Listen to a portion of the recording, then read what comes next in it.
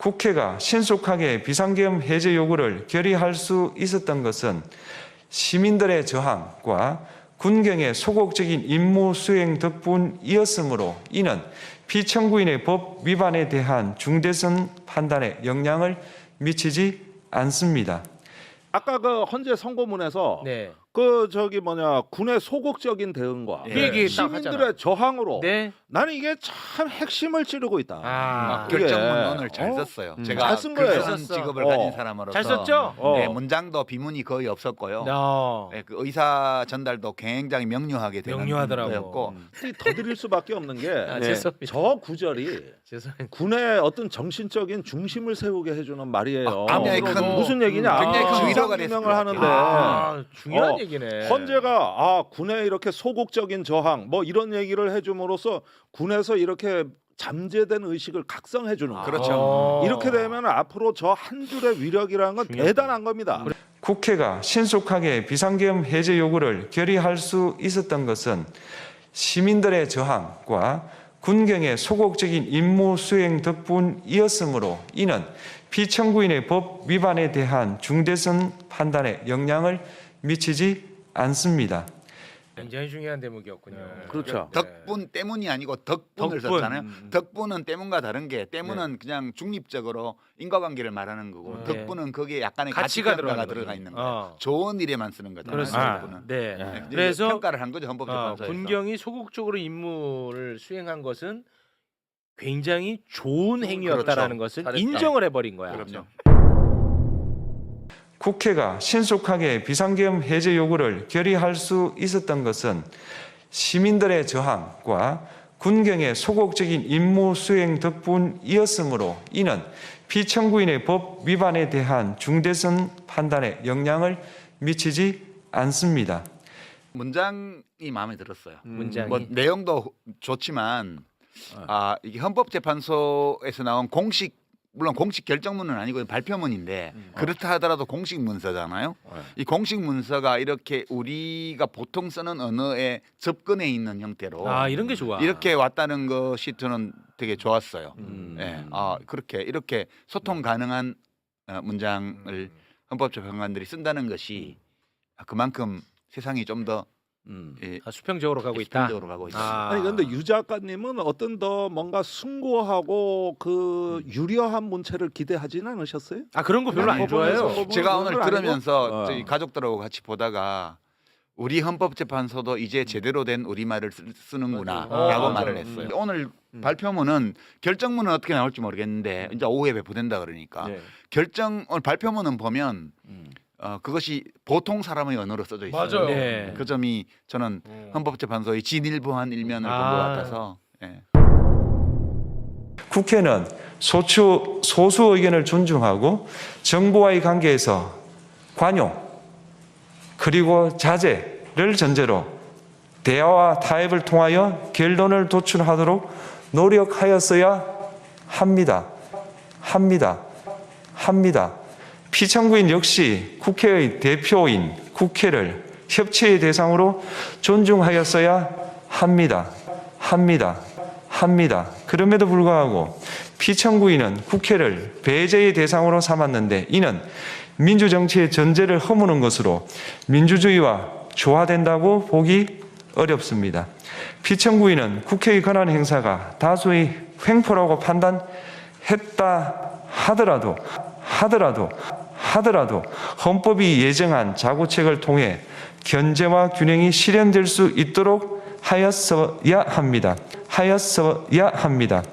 피청구인은 취임한 때로부터 약 2년 후에 치러진 국회의원 선거에서 피청구인이 국정을 주도하도록 국민을 설득할 기회가 있었습니다. 그 결과가 피청구인의 의도에 부합하지 않더라도 야당을 지지한 국민의 의사를 배제하려는 시도를 하여서는 안 되었습니다. 그럼에도 불구하고 피청구인은 헌법과 법률을 위반하여 이 사건 계엄을 선포함으로써 국가 긴급권 남용의 역사를 재현하여 국민을 충격에 빠뜨리고 사회, 경제, 정치, 외교 전 분야의 혼란을 야기하였습니다. 국민 모두의 대통령으로서 자신을 지지하는 국민을 초월하여 사회 공동체를 통합시켜야 할 책무를 위반하였습니다.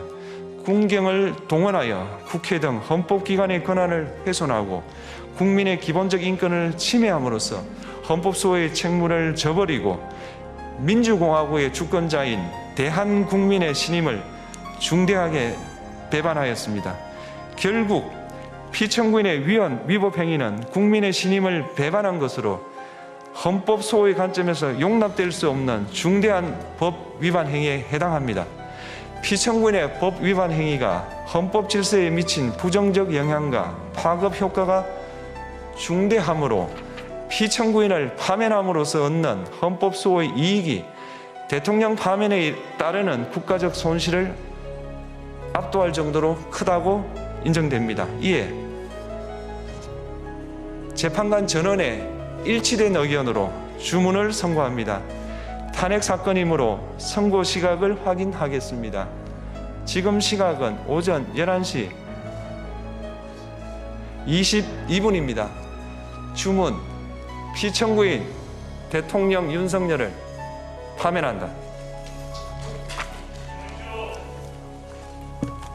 마치겠습니다.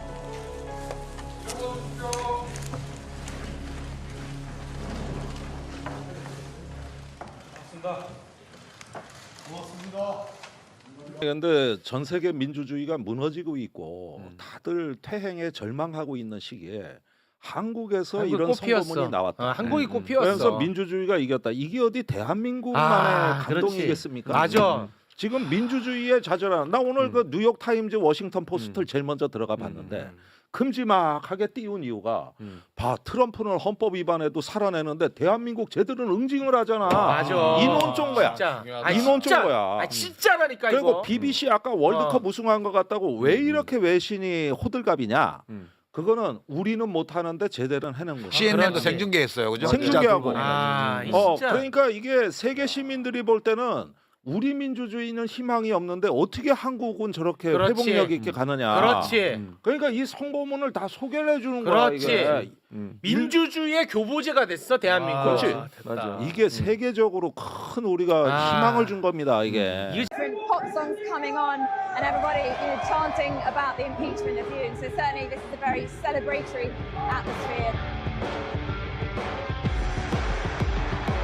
I've been surprised by the amount of young students who've come down here to say we're here with our friends, we're here because this is a day of history. This is something that we all need to be a part of. And I asked several people how they feel, and most people here who talked about the hope that they had that this will bring people together, that this is a decision that shouldn't be made in the name of democracy. No doubt in other parts of Seoul with the protesters who were very angry about what's happened have a different opinion. But the overriding feeling here is one of this needed to happen to be able for the country to move on, for the country to show its democratic values, and now it's about bringing people together and making sure that continues. But I'm sure this is going to be a challenging few weeks and months ahead. Yeah, I spoke to one student who arrived at 11 p.m. last night, who was sat out on a mat, shoes off, looking comfortable, making sure that they could tune into the announcement when it happened. And one student I spoke to who I said, came out at every single protest for the last 16 weeks. She felt it was very important. She talked about, she's a political science student. She said that there's a real divide in the faculty. Talking about politics has become increasingly difficult. There's really, people are really have very strong opinions on either side. And that, she said, it was something that she felt very sad about this country, and the one thing that was needed was unity, and that's something that's come up time and time again, speaking to people here, that there needs to be some kind of unity going forward. Certainly here, the discussion was that this, what happened in December should never have happened, that the impeachment has now been upheld, and that for the democracy here in Korea is only a good thing. But I mean, it's a very different mood across different parts of Seoul. Here, as I said, this is all about celebrating this decision. There's very little kind of police presence, or certainly very obvious police presence around here. And there are, I'd say, there are thousands and thousands of people. They were coming for the last kind of couple of hours. When we arrived, it wasn't empty, but it was certainly filling up. And now it's absolutely packed people taking turns, take the stage, to talk about the fact that this decision has been upheld. People still cheering, different pop songs coming on, and everybody chanting about the impeachment of Yoon. So certainly this is a very celebratory atmosphere.